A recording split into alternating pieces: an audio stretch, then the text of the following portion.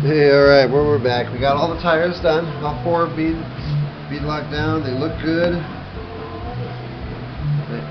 They held it holding up just fine. So now we gotta put them on. Now, like I said, on this car it doesn't matter. Either or. It doesn't matter. Tires go on either way. What we need to do first is sink the pin. Now, some of the last fix video, we replaced these hubs with aluminum hubs because the plastic ones are crap. The steering ones cracked and broke easily, and they had steering on the rear, didn't want that, so I replaced with regular ones. Well, the mounts here didn't fit quite right. They'd be cut off. So when we used the original screws to screw it down, they hit the drive shaft inside.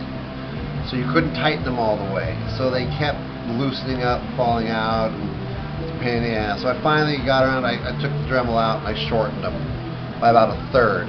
That way I could screw them in nice and tight. They seat in nice and tight now. And the whole axle assembly is now so much tighter.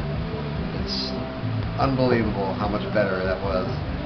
So if you put the axials on here, you're gonna have to screw those down, cut off some of the axle where it connects, and screw them in nice and tight, and everything will be tight. Like I said, I filled up this inside here, inside behind the bearing, inside where all the joint is, with marine grease. It's waterproof, and it'll help keep because the same steering joint that's here is still in here. The dog bone is still in there, and they still are there's still friction in there. But since no dirt or not too much can get in there, I didn't mind putting a lot of grease in there.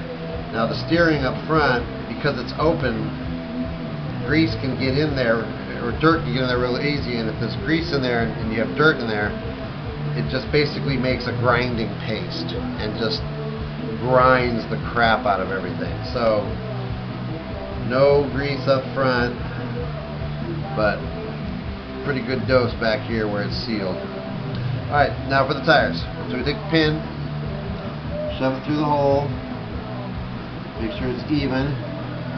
We take our X-clamp, make sure it's on there right. Now, these didn't tighten down to the Red Cat axle very well, so we didn't worry about tightening them. We're just using them as metal. The plastic ones strip, and they're too thin, so we just got them to make them thicker and to be metal. The fact they don't clamp on isn't that big a deal. We'll get them on there anyway. So now that's on, you take your tire and you line it up. You try to get it, and it's a tight fit, so you have to make sure you get it on there right. Push it in there. That's it. And you can see, I don't know if you can see, but the nut is, or the bolt is sticking out. So then we can just, it's a deep rim. Put the locking nut on there. We take our little T-bar, crossbar, lug wrench. Now, you shouldn't have to tighten it any tighter than you can tighten it with this. If you have to tighten it tighter than that, something's wrong. So, no wobble, moves, it's free to spin, nice and tight. Alright, let's do the other one. Again, pin,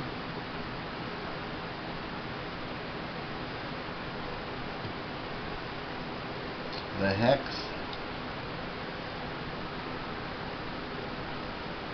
make sure that's even. There we go. Now the wheel, make sure it's on there, push it on. Your lug nut, locking lug nut, your lug wrench,